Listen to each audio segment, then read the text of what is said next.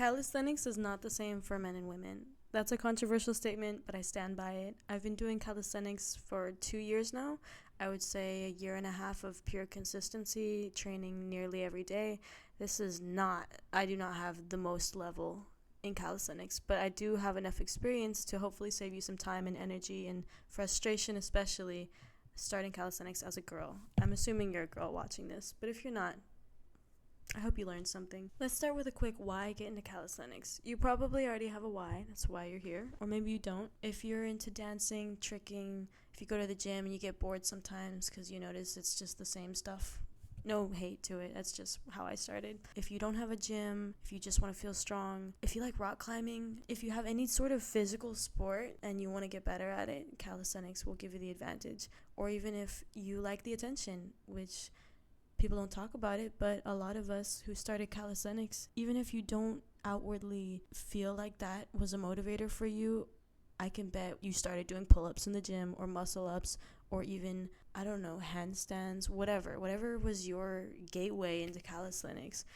There was probably someone out there who was either looking at you or they went up to you and said, dude, that's pretty cool. I mean, it motivated you. It's not the only reason we do calisthenics. Obviously, we genuinely enjoy what we do, but let's be real. There's a huge ego aspect in doing things like, pushing past physical human capabilities. It would be dishonest to say we don't all kind of like the attention a bit. It's okay to accept that. Let's run through the basics real quick. There's videos that go more in depth, videos that will tell you the science behind it. I'm just gonna throw them out there. Basics: push-ups, pull-ups, dips. Why is this important? Because everything in calisthenics kind of stems from push-ups, pull-ups, and dips. But let me add a fourth basic: straight arm strength.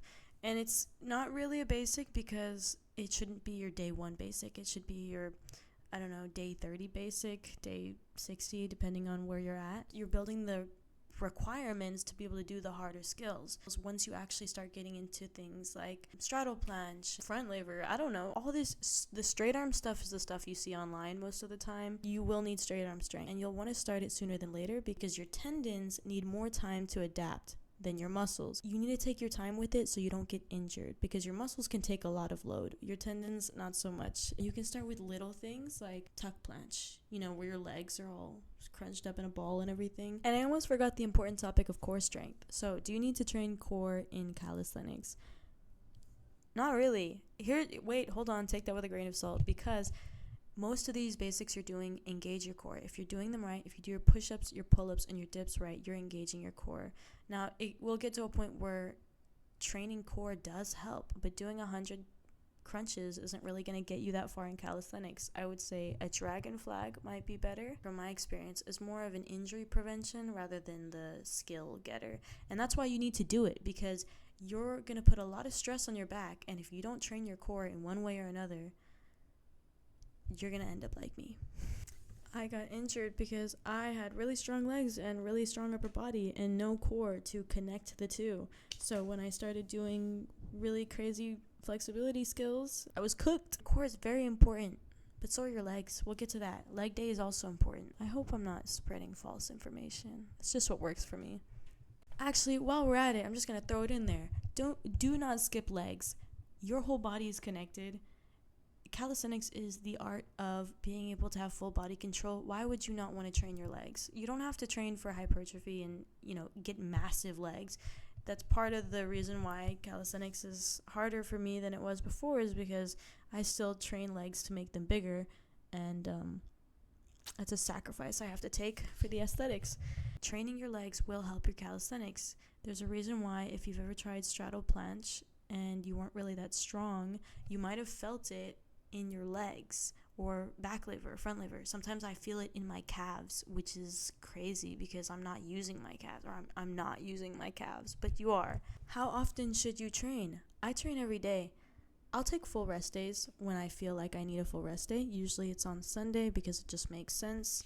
3 times a week is all it takes. And technically you could do 1 time a week, but that would be really, really slow progress. And if you actually enjoy doing this, that would be more frustrating than just training more often. But we all have different schedules, different lives, different problems.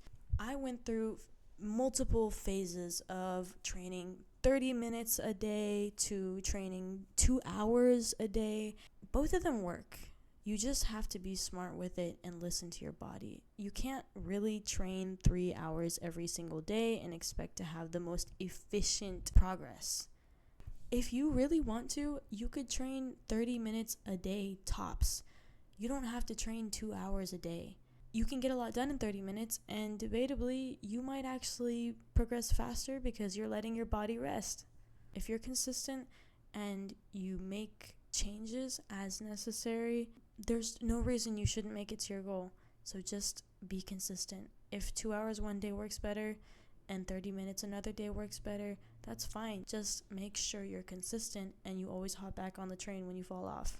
Calisthenics is not the same for men and women. We're different. We have different torso lengths. We have different weight distribution. It's the same for between men and women and women. Some of us have longer arms, some of us have shorter arms, and it comes down to physics. And I find that a lot of people that think that calisthenics is equal between men and women have this internal thought process that women do not progress as fast in calisthenics, or they don't have a high enough level compared to men, simply because we don't train hard enough, because, I don't know, we're emotional, because we are just weaker, which, I mean, by technicality, we are in comparison to men, right? But it's body weight strength. There's levels to this.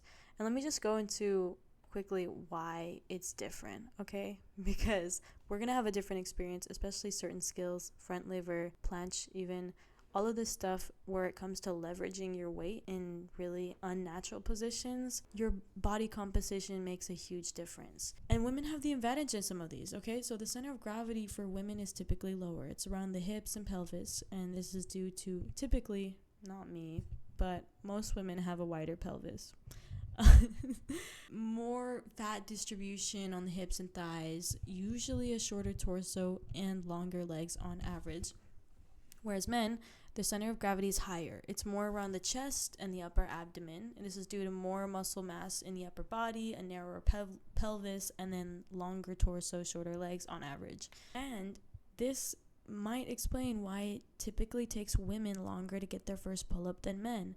We're physically at a disadvantage, and that's fine. On the flip side, handstands are typically easier for women because they have a lower center of gravity, which improves the balance, and the legs are typically proportionally heavier, which creates a counterbalance. Whereas men rely more on upper body and shoulder strength, which is why a lot of guys will muscle their handstands instead of balancing them lightly. My mom, to this day, will tell me, she'll ask me, when are you going to stop training calisthenics, that calisthenics stuff that you're doing? You're getting really bulky. But here's the thing. Calisthenics in general is not the reason why I'm bulky. You can train calisthenics and have very high level skills, and you can still have cute little thin arms. Of course, there is a threshold of strength that is required, and you will get more toned and you might get a little bit bigger, but there's things you can achieve without getting muscly. If you're not training for hypertrophy, so if you genuinely want to avoid getting bulky or getting bigger, avoid doing a lot of endurance stuff and avoid doing a bunch of push-ups, a bunch of pull-ups, a bunch of dips. And side note, having big muscles as a girl, I think, looks great, and you might weed out some of the red flags. There's nothing wrong as a man having a preference in thinner women, but typically guys that prefer thinner women to the extent where they would not go out with a girl who works out and has a bigger physique is typically rooted in insecurity. But that's not the case for everyone. We all have our preferences. How many skills should you learn at a time? Depends on what you want. I began and I had someone tell me, you need to do front lever one day, you got to do planche another day, you got to do handstands another day, and you have to separate them. And that's a method, right? You could also, if you really want full planche, only train full planche, and that's fine. I honestly, most of the time, I train all of my skills on the same day, which it does slow my progress in the skills that I'm trying to achieve. But as I really enjoy this sport, I'm willing to make that sacrifice and take a little bit longer if it means I can, on a daily basis, enjoy the skills that I have, improve them. It's just, I like the way it feels, and I understand that I'm probably not progressing as fast as I could be if I was only focusing on one skill at a time. When you're a beginner, I say try everything. Everything you want to try it within your physical limits. Don't jump into full planche. That's how you'll get injured. Just play around with it, have fun. If you want to be consistent with 3 skills maximum. If you really want something, train only that skill. But you're going to have to sacrifice your other skills in doing that. And that's not something I'm willing to do yet. I probably don't have to tell you to warm up, but I'm going to tell you to warm up. I don't warm up for things like handstands because they're so natural to me that I just do them, and it requires less energy for me to handstand than it did when I started, because these skills are now normalized. However, especially in the beginning, you need to warm up to make sure that you don't get injured, because your body is not used to these skills. Okay, when you're at the gym, you got people watching you. Don't have this big ego driven thing where you're like, well, if someone's watching me and I only do 8 push-ups, they're gonna think I'm weak. It doesn't matter. This is for you. You're doing this for you. Don't tire yourself out with your warm-up. It's a warm-up. It's not even the workout. So do within a certain limit where you're not going to actually expend the energy that you need to do the hard skill. I would say always warm up your wrists, though. One thing, warm up your wrists, warm up your joints. So I do like that. Not exactly like this, but, if you've ever seen Hunter x Hunter, or the white-haired kid, Killua or whatever. I didn't finish it, so no, I don't know a lot about it, but I just remember he did this thing a lot, and it works. Wrists, elbows, shoulders, warm those up because your joints are important. What equipment should you get? Do you need wrist wraps? Equipment, you don't need anything. I started with equipment. I started with P-bars. I actually got more injured on the P-bars because I got cheap ones and they would tip over because I didn't have enough strength and control to do a handstand because I was training handstands, and I would hurt my wrists and whatever because I would fall off these things and I didn't know how to bail. So be careful with equipment, especially cheap equipment. If you get P-bars, maybe get some heavier ones or ones that are closer to the ground. And I personally think it's better to train with as little equipment as possible because you're training yourself to adapt. My handstands got better once I stopped using P-bars because I could just handstand anywhere. Wrist wraps, not so much. I started using wrist wraps all the time because I thought they looked cool and they made it easier. And it does because it takes it takes the load off your wrists. But I noticed once I started getting lazy and I stopped using my wrist wraps or I would forget them, my wrists were getting stronger because whenever I trained consistently with wrist wraps and I would take them off, I felt like I couldn't do the skill as easily without them. And I thought, why would I want to even hinder myself? I feel like I'm lying to myself. And that's not to say you shouldn't use wrist wraps. I personally just don't use wrist wraps. I used to use them for freestyle, and then I got lazy and stopped, and I feel like my freestyle is better without wrist wraps. A lot of people will say that you're protected, your wrists are more protected in freestyle, and they're probably right. A lot of high-level calisthenics athletes use wrist wraps, so maybe I will change my mind one day and start using wrist wraps again. But until that point, I'm on team no wrist wraps. I'm probably wrong. This is my opinion. This is just what I do. Don't follow everything I do. I'm still learning. Should you track your progress?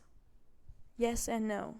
Take videos, don't take notes. I like to train intuitively, and the only tracking I do is by videos. And videos are amazing because videos show you what you can't see, and you can share your videos with your coach or with your friends, and they can be like, dude, it looks wrong, here's how you can fix it. Videos are great, and it's also just fun to have something to look back on and be like, wow, I was garbage. No, I'm kidding. It's fun to be able to look back and be like, hey, I actually progressed. You go home every day and you think, I haven't made any progress, but you look back at those videos and you have. And always celebrate your progress. I don't really count reps. My take is the body doesn't really know how to count. It just knows how much effort you're putting in and how much resistance is going against you. With tracking numbers, I found that it takes me more mental energy and it isn't really necessary. I've tried it multiple times and I noticed that it slows my progress, and it's because I'm more focused on the numbers than how I actually feel physically. Do not compare yourself to other people. Don't compare yourself. One, if you're a girl, don't compare yourself to men, and 2, don't compare yourself to other girls. I mean, also, if you're a woman, you have a menstrual cycle most of the time. And it probably affects you physically and emotionally 2 out of the 3 to 4 weeks in a month.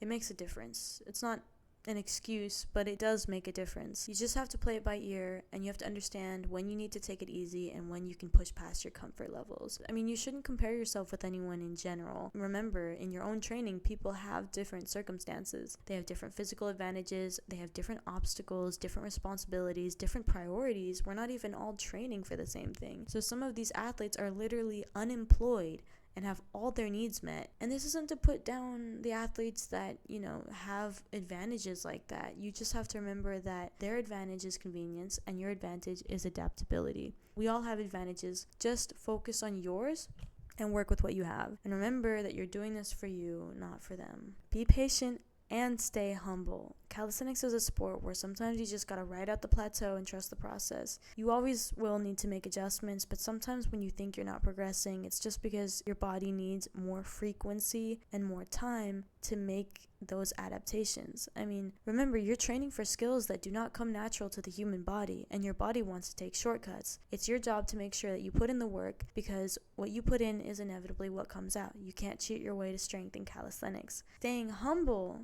on the other hand, because if you are consistent and you are patient, you'll get to whatever goal you're training for. And it's so easy to not realize that you're losing your humility. Remember where you started, remember where you're still at, and remember it can all be taken away from you just like that. Humility will take you further than an ego, because humility will show you where you're lacking and give you the opportunity to genuinely improve in those ways. If you're a girl and you want to get into calisthenics, just do it. You can quit if you want to. You don't have to keep doing it. But just try it, and I can almost guarantee you that you'll like it and you'll feel good about yourself and you'll be like, this is so cool.